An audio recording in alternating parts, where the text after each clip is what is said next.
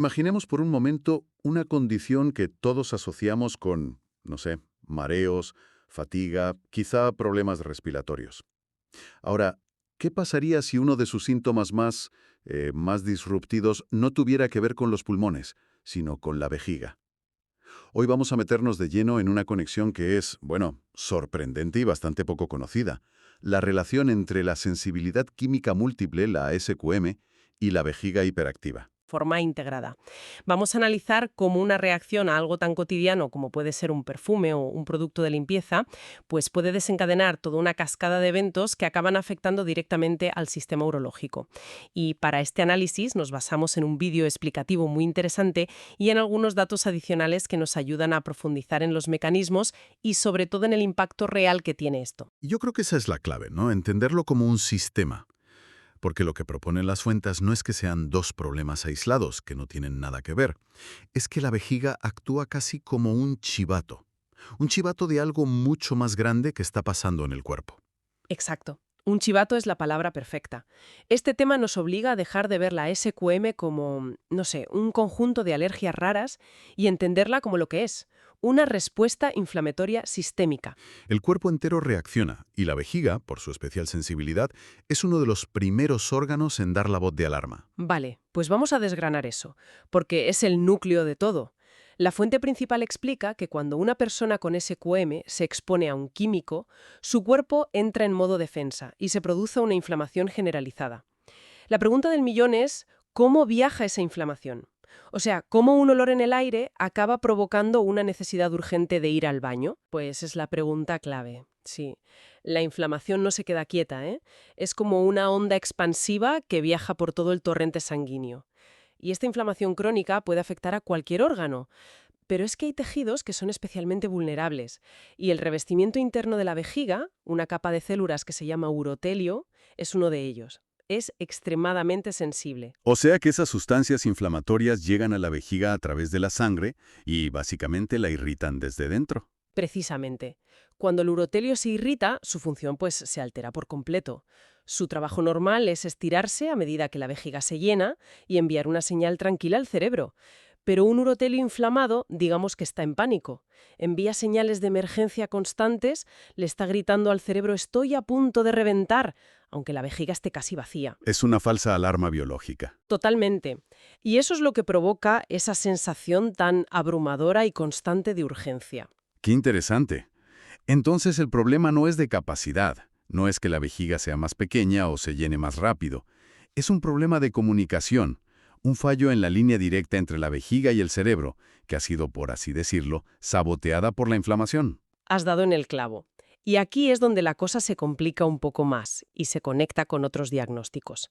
Las fuentes señalan que estos síntomas son prácticamente idénticos a los de otra condición, la cistitis intersticial, que también se conoce como síndrome de vejiga dolorosa, y durante mucho tiempo se han tratado como problemas separados. Espera, entonces, si alguien llega a la consulta con un diagnóstico de cistitis intersticial, un médico debería pensar en SQM. ¿O son mundos aparte que casualmente se cruzan aquí? Esa es la cuestión fundamental. Y lo que sugieren las fuentes es que no son mundos aparte, para nada. Comparten una base biológica común muy específica, la hiperactivación de unas células inmunitarias que se llaman mastocitos. Estas células son como los centinelas del sistema inmune. En una persona con SQM reaccionan de forma exagerada a los químicos. Cuando esos mastocitos se activan en la pared de la vejiga, liberan un cóctel de sustancias inflamatorias, como la histamina, y son estas las que causan el dolor y la urgencia. Así que no son dos problemas, sino a menudo dos caras de la misma moneda. Una reacción descontrolada del sistema inmune a un desencadenante. Eso cambia la perspectiva por completo. Pero claro, el impacto no es solo físico. El vídeo que analizamos menciona que esa necesidad constante de ir al baño genera ansiedad, estrés, aislamiento social. Me imagino la planificación de cualquier salida, por corta que sea, girando en torno a ¿dónde está el baño más cercano? Tiene que ser agotador. Es absolutamente agotador y es justo ahí donde se crea un ciclo de retroalimentación muy potente y muy difícil de romper. La vejiga hiperactiva, con sus señales impredecibles, obliga al sistema nervioso a entrar en un estado de hipervigilancia.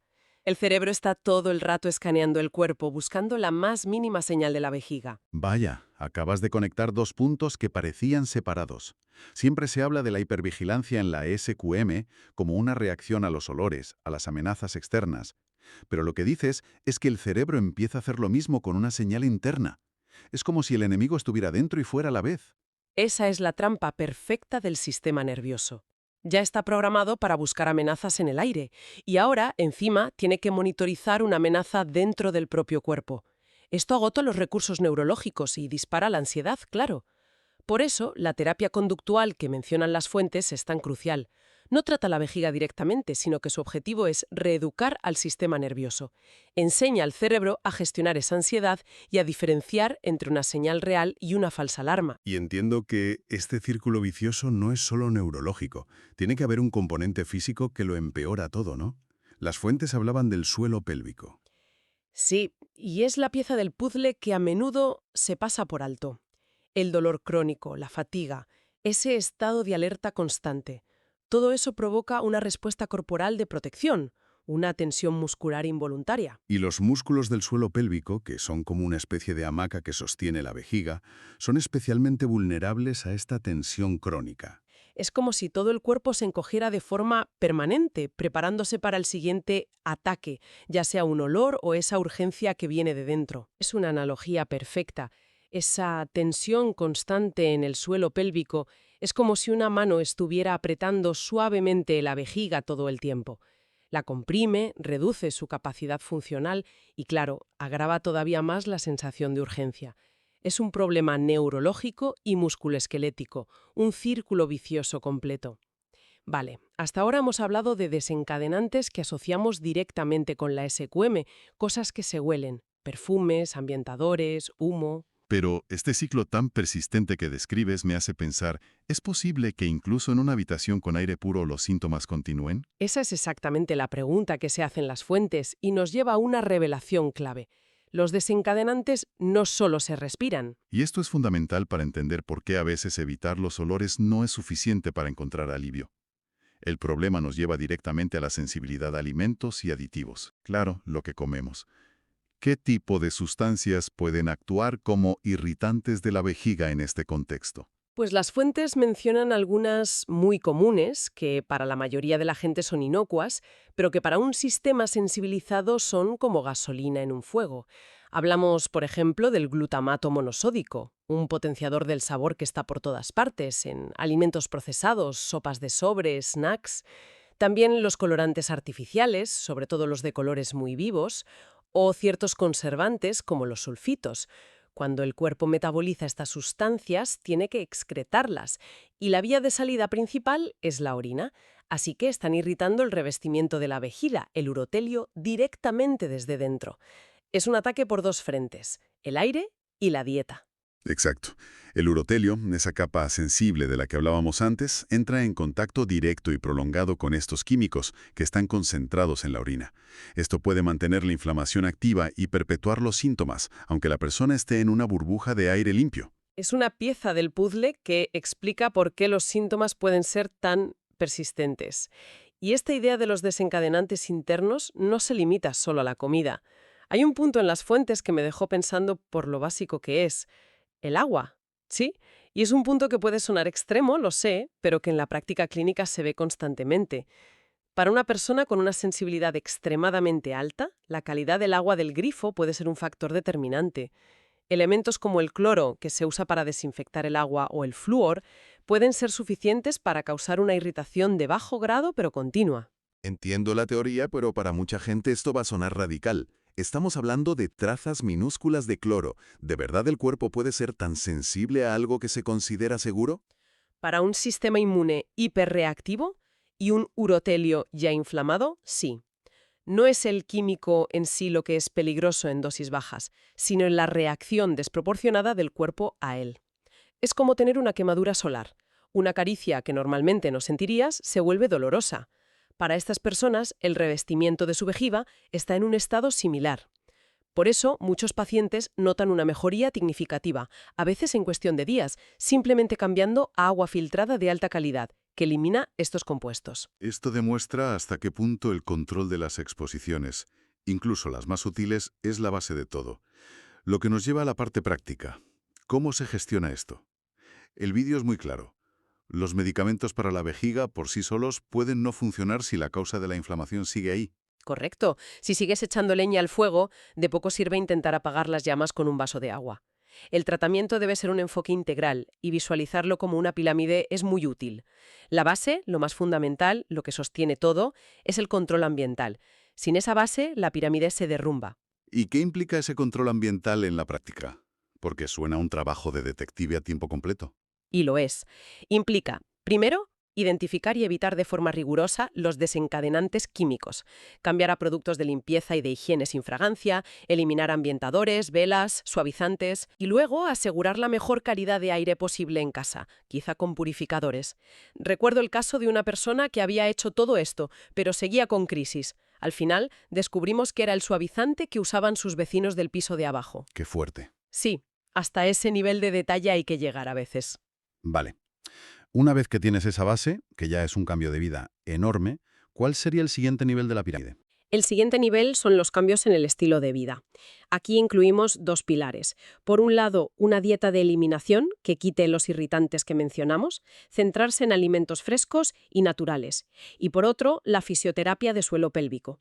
Y es crucial entender que no se trata solo de fortalecer, sino, más importante aún, de aprender a relajar esa musculatura para romper ese ciclo de tensión. Y subiendo en la pirámide, después del entorno y el estilo de vida, ¿llegarían las terapias? Sí, en el siguiente escalón estarían las terapias dirigidas, como la terapia conductual, para romper el ciclo de ansiedad e hipervigilancia. Es la parte que se encarga del componente neurológico. Y solo en la cima de la pirámide, como la punta del iceberg, estarían los medicamentos. Me llama la atención que dejes los medicamentos para el final, cuando en un enfoque convencional serían casi lo primero que te dan. No es que sean el último recurso, es que se entienden de otra manera. Son una herramienta para gestionar los síntomas agudos, para dar un respiro mientras las otras estrategias, las de la base, empiezan a hacer efecto. No son la solución principal porque no atajan la causa raíz. Son un complemento valioso, pero no el fundamento. Empezar por los fármacos sin controlar el ambiente es como intentar secar el suelo con la ventana abierta en medio de una tormenta. Queda clarísimo. Entonces, resumiendo, la conexión entre la sensibilidad química múltiple y la vejiga hiperactiva es un ejemplo perfecto de cómo una condición sistémica se manifiesta de forma local. No es un problema urológico aislado, sino la punta de un iceberg de inflamación que crea un ciclo muy complejo de síntomas físicos, neurológicos y emocionales. Exactamente. Es un microcosmos que nos enseña la profunda interconexión de todos nuestros sistemas. Y esto nos lleva a una reflexión final, una pregunta que va más allá de este tema concreto. Adelante. Si hemos visto que la exposición a químicos ambientales, a veces en dosis que consideramos insignificantes, puede tener un impacto tan directo y medible en un órgano como la vejiga, ¿cuántos otros síntomas crónicos que la gente sufre a diario, desde migrañas o problemas digestivos hasta la niebla mental o la fatiga crónica, podrían estar vinculados a desencadenantes ambientales que simplemente aún no hemos aprendido a identificar? Nos obliga a ampliar radicalmente nuestro concepto de qué factores influyen en la salud. Ya no es solo dieta y ejercicio. Totalmente. Nos obliga a pensar en el aire que respiramos, el agua que bebemos y los productos con los que convivimos como parte integral y activa de nuestra biología. Quizás la vejiga en este caso no es el problema en sí. Quizás es solo el mensajero, el canario en la mina que nos está avisando de un desequilibrio mucho más profundo en nuestra interacción con el entorno químico en el que vivimos.